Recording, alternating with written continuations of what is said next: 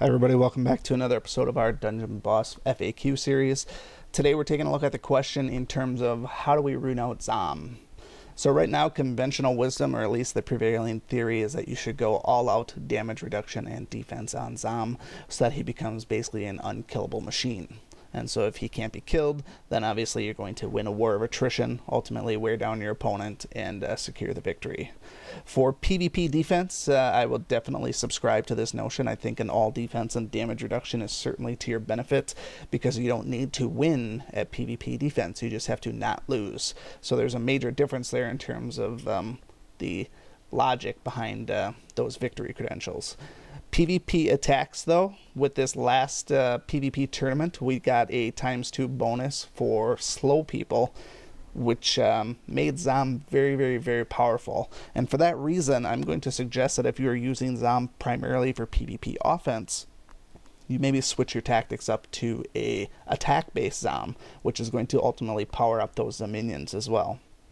For our purposes today, I'm going to be using this pretty standard beast team. This is probably the single most meta beast team out there. If you're seeing all 4 beasts, it is definitely these 4. It is certainly very, very potent, being that if you don't dispatch Solaris, you're pretty much screwed.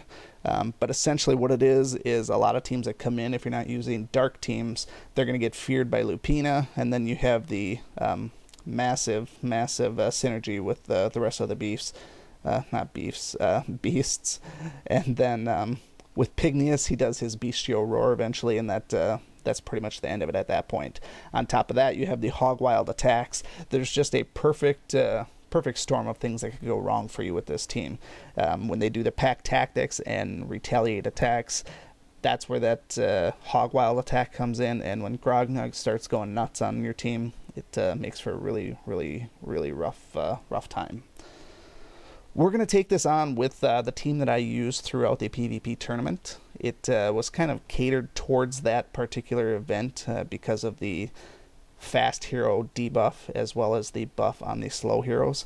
But that team looks a little something like this. Now, Zomm was originally said to be the counter to Hopper, which I do not deny. Zomm counters Hopper very, very, very well. As long as Zomm is alive, you lose your teammates, Hopper stomps them, Zomm brings them back as the minions, who in a lot of cases are stronger than who they replace in the first part. So what this team does here is, with Astrid and Inferno, basically gives me a free pass in the first turn. It basically lets me prepare for whatever I can do to ultimately set up Zomm for victory. And so with the PvP tournament, that was a ×2 Zomm. He would just pretty much wreck everything.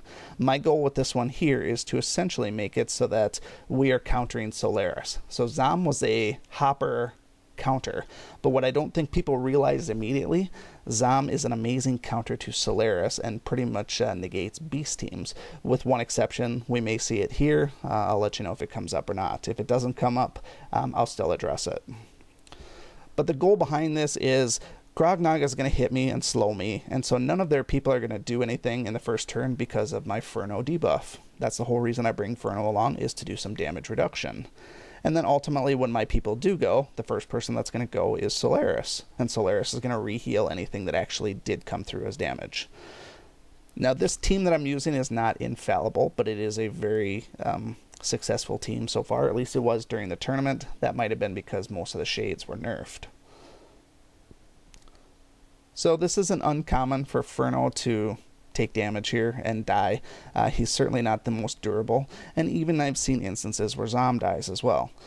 Because this team uses fear as one of its tactics, it's not uncommon for your guys to die. Solaris doesn't get affected by fear, and because they did die, my fury bumps right up. Not a big deal. That's perfectly normal. The reason this team works so well against beast teams is because our buddy Inferno, most of the time, and I say most of the time loosely because sometimes it seems like in the most inopportune moments he'll fail, but Inferno with his wildfire will a lot of times purge this taunt. Now he's got the taunt gone. With that taunt gone, Solaris is pretty much a sitting duck. Now their Solaris is a smart one, does have the she does have the defense buff. it would be very, very foolish of me to try and take on Solaris with that defense buff. So in this case here, I would skip my normal first turn tactic. The first turn tactic would usually to be use Embarrassing Jab and just beat her down, and a lot of times it just flat out kills her. I'm not going to risk not being able to kill her in the first turn, so I'm going to let this go another turn, and there shouldn't be any taunting that happens at this point. So I should be able to get through the first turn and come back and hit her again the second turn when she does not have that particular buff. So what we'll do is we'll just throw some damage on them, hit them with the Boomerang Shield. My Astrid is pretty tough. She can hit a lot of people pretty hard.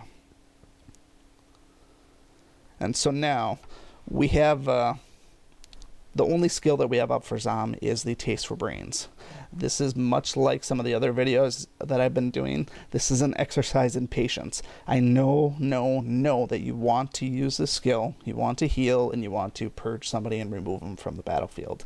Don't do it in this turn unless you know for a fact that you're going to kill somebody. That's why I didn't use Astrid's Embarrassing Jab, because I wasn't confident that Zomm was going to be able to take out Solaris. So I'm just going to do a regular attack. Hopefully it's an epic attack, just to throw out some extra damage. I'm going to hit one of those other people, and then ultimately we'll see where the second turn goes. The Wildfire could very possibly kill both Pygneus and Lupina here. So really what I'm going to do is I'm going to try and throw some stank onto Grognog and see if I can take him down. He tends to be kind of the glue that holds the Beast team together just because of that Snow Day buff. He does so much in so many different areas that he's usually the biggest threat. And so I'm going to throw my damage his way. Didn't get an epic attack, which, judging by what I saw there, probably would have killed him, but that's okay. So we'll see what the Wildfire does. Zomm did a nice retaliation there like that. Here comes the Snow Day. Not a big deal. Furno now has free reign to do whatever he wants as far as killing those people. What we're going to do here is we're going to heal with Solaris.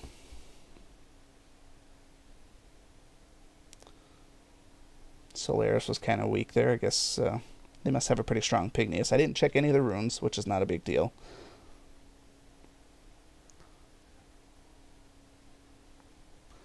You guys ever watch this in the normal mode? It seems like super slow-mo now that they have the ×2 speed. I left it on slow just so you could see how it actually goes here. I'm going to leave Pygneus out there. He's the least of my concerns, so I'll take out Grognog. Still didn't die. And so with Solaris at full health, it's again an exercise in patience here. You probably still don't want to use this until we have somebody else that can throw some damage her way. Normally that would be Astrid, but Astrid is gone right now. So what we're going to do is we're going to throw a basic attack on her. And we can see that she is obviously still pretty strong.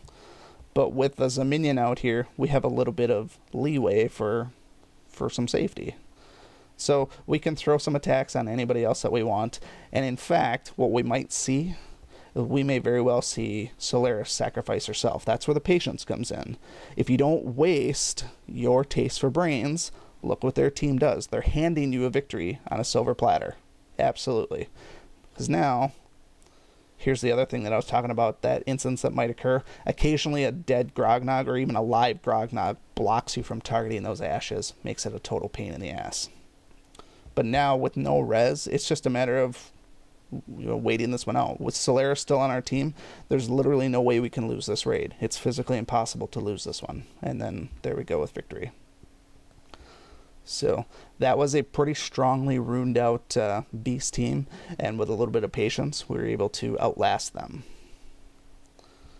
So let's look at another team once here, see if we can find one. 5,200, this is not going to be a good one for this team, so I'm going to skip that one. Monster team, that's again not going to be good. Igorok tends to throw a wrench in that team that I use just because the freeze is really, really awful. What I'm trying to look for is a kind of a Shade Hopper Solaris. There's one with Shade and Zomm, so let's do this one here then. I can't guarantee that this particular team is going to win against this one because Zomm is going to be so very powerful here with the Shade debuff. But let's go ahead and do it. The logic behind that team there is Shade and Astrid are both protecting Zomm, which make him very difficult to kill. The same rules apply though. It is an exercise in patience. Without the fast hero nerf that the PvP tournament had, we're going to be at the risk of Shade ganking pretty much anybody. He could kill all 3 of them in one hit. Fortunately, Shade loves to target Solaris. Absolutely loves. And so you're playing kind of Russian roulette in terms of what's going to happen there. I wouldn't normally advocate for using your first ability here, because you want to save this as a heal, and plus Solaris can't heal herself with the wound anyways. But Zomm's not going to take hardly any damage from this. It's going to be a wasted effort. So I'll throw a basic attack on him just to kind of test the waters. And then the same goes with Astrid as well. Normally I would use Embarrassing Jab as well as my Wildfire Breath here just to totally take down Zomm. In this case here, it seems too risky for me to throw both of my powerful attacks and still not be able to kill him, especially if he's a heavily runed out defensive Zomm. So in that case there, I'm going to do a regular attack, maybe get lucky with some Wildfire on there, and then do my Boomerang Shield to hit everybody. So Zomm did not go down very much. It's unlikely that I would have done enough damage to kill Zomm on the first turn. That's fine. We don't have to kill in the first turn. And even in that case there, even if he would have killed Solaris, not a big deal. This team is not built around keeping Solaris. This team is built around Zomm not dying. So, why it's Zomm's turn, I don't exactly know. Oh, because I didn't go in the first turn yet. I was thinking it was the second turn. So really, it's up to us now what we want to do here. This first turn doesn't really mean anything, so it seems to me that you just take the safe route and kill Astrid, unless she's heavily defensive, but my Astrid whacked her pretty good, so it's likely Zomm will kill her.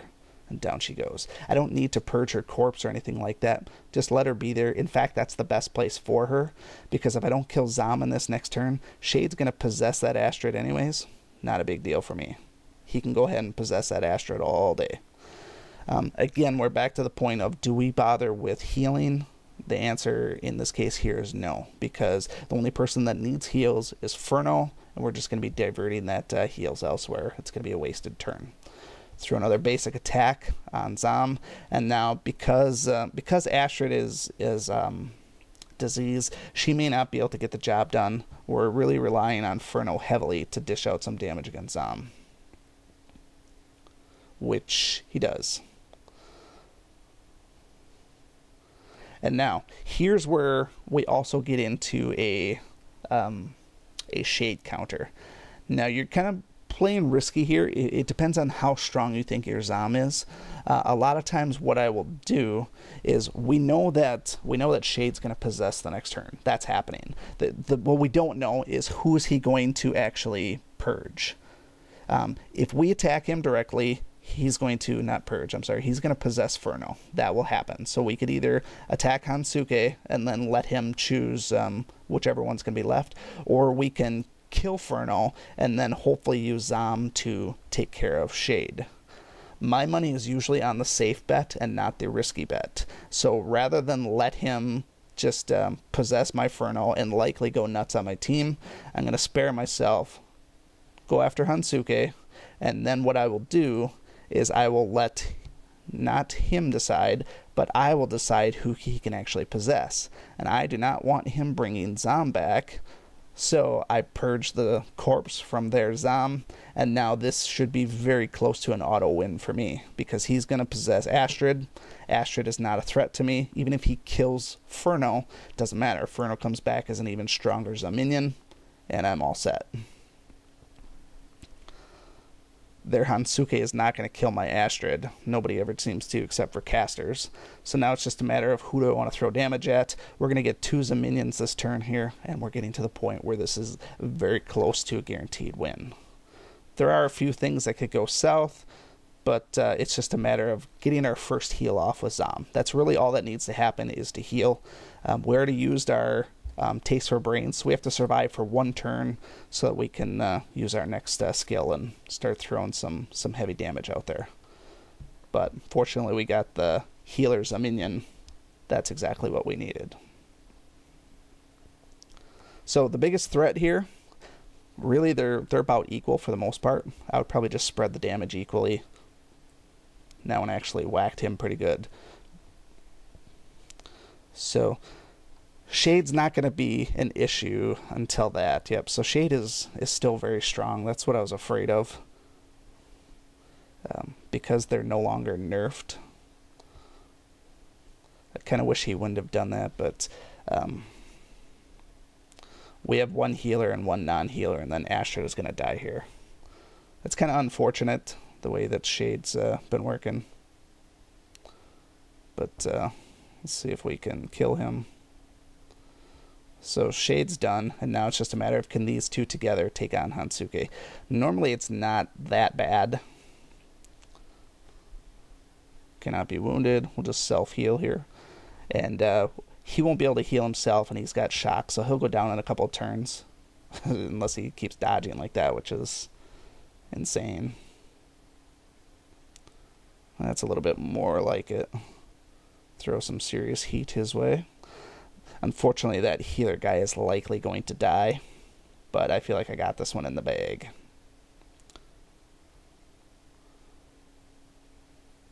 You got that nice extra bonus attack. I'm feared. That's not good for me. But I think I got him here. Revenge plus one more attack. Adios, Hansuke. So obviously that didn't go as I expected. I wasn't expecting Shade to gank Zomm like that, and perhaps I should have threw all my attacks on Hansuke just so Shade didn't come back. That might have been a mistake on my part. But the big question, and the question at the start of the video, is how do I rune out Zomm to make him so powerful that he doesn't die or kills everything in place? And remember, what I want you to take away from this is the question is not how should I be runing Zomm, but the question should be is who should I be bringing along with Zomm when I do my attacks? Or if you're doing PvP defense, who should I pair with him? It's not about what runes you have on Zomm per se. If you look at him versus some of my other really elite heroes, we only have 2 legendary runes. And look at that green one. That green one is just gnarly. So the runes that I have on Zomm, and I use these runes all through the event, and they work just fine, just because I was too lazy to replace them. Greater precision, crit, attack, and dodge. Who uses dodge on anybody these days, let alone on somebody that's supposed to be an attacker? Just a minor little bit of attack, 261 is hardly anything, and crit means almost nothing to me at this point. Power, attack, damage, and crit. Again, nothing great about this one. It is a 5-star heroic, but it's certainly no superior legendary that I have on some of my other guys. Greater Duelist, this is actually a pretty good one, but the 4 stat is plus damage to legendary. It's good for killing other Zomms, but a well-rounded rune. It's probably the best rune that I have on this one right now. The green one, champion, attack, defense, but it's only 3-star heroic. Certainly nothing great about it. You can easily get that combined attack on a superior rune. And then this one here, improved Aegis rune. Absolute trash. There's no reason this is even on there compared to honestly, I have these other ones out here. I don't know why I didn't put one of them on there, but that just goes to show you don't necessarily need the best runes. Now, had I put severe damage reduction on him, would he have still died to Shade? My guess is probably yes. Shade is just too strong to be able to stand up to, especially without a nerf. But it might survive in the first turn with Ferno, but after that, a Haunted Pass against Zomm is pretty much always going to kill him, I think. Unless you have evidence to support elsewhere. But I'm going to maintain that the runes on Zomm aren't terribly important, but my preference, you want to be able to use Zomm to determine who you're actually going to kill. So the question is, how should you rune Zomm? I think it actually depends on how you plan on using Zomm. I will still maintain a subscription to the notion that if you put Zomm on your PvP defense, a heavily damaged reduction and defense Zomm will go a long ways because you don't need to win. You just have to not lose. If you're using PvP attacks, I think having Zomm be able to do even more damage is certainly a great feature. This was evidenced heavily by this last event where we had double damage Zomms. It goes to show that you don't necessarily need a ton of defense to survive. If you can do some one-shot killing, that all attack-based Zomm can be very, very, very potent.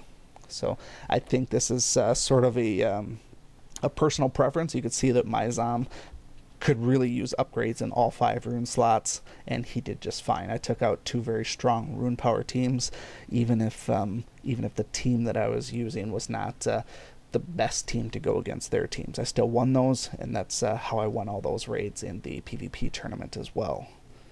So hopefully this will give you a little bit of insight in terms of rune theory for Zomm. I think Zomm is so strong as it is right now that your rune loadout is really going to just enhance what he's already good at, and that's sort of dishing out damage and staying alive. I think he's got a lot of pluses and not a lot of negatives. Now that Kira's been nerfed, there's not any one person that's really going to gank Zomm bad, aside from probably Shade. And as long as you're not going against Shade Hopper, where you would have lost Zomm right in that first turn, I think you're going to see that Zomm has some really good survivability regardless. That also comes down to what team you bring. I brought a team that complements him as best as possible with both Astrid and Inferno, just to get past that first turn.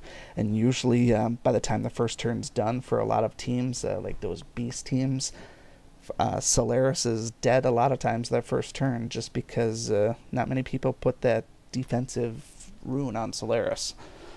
But that's just my thoughts on Zomm right now. Obviously there are many different theories in terms of what you can do. I think attack-based Zomm is very, very, very viable, and it's not a necessity that you use all defense and damage reduction. If you have any questions, comments, concerns, feel free to leave them in the comments below. Otherwise you can message me directly. Otherwise, thanks for watching, and we will see you again next time. Thank you so much for watching this video and supporting my channel. If you like this video, please show your continued support by hitting that like button, and be sure to check out both my YouTube channels for new content all the time. And always remember, peace is a lie, there's only passion. We'll see you next time.